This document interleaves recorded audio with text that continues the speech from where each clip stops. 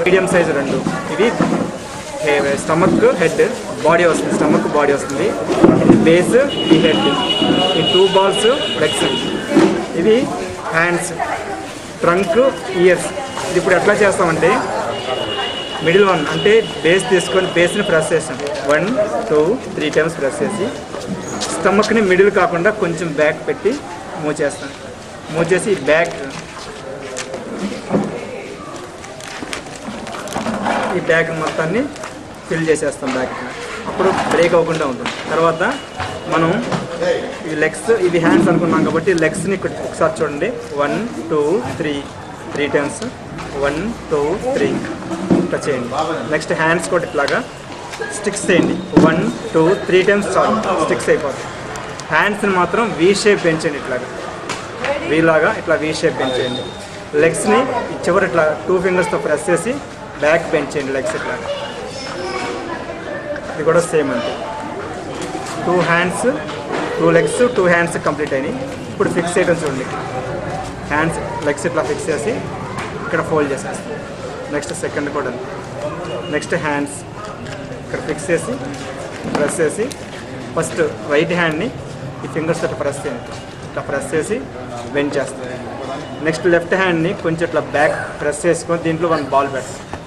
2 hands complete అయింది. Next head, ఈ హెడ్ని ఇట్లా మూవ్ చేసి కరెక్ట్ చేసుకుంటాం.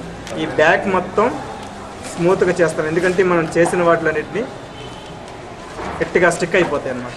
తర్వాత మనకి ఇంకా 3 balls ఉన్నాయి. 3లో 2 balls పక్కన పెట్టి 1 ball తీసుకొని స్టిక్లా చేసి దీన్ని కోన్ షేప్ చేయాలి. ఇట్లా ఈ కోన్ షేప్ తీసుకొని ఇక్కడ ఫిక్స్ చేస్తాం. ట్రంక్, ఈ ట్రంక్ని ఫిక్స్ చేసి ఇట్లాగా బెండ్ చేసుకుంటాం సైడ్.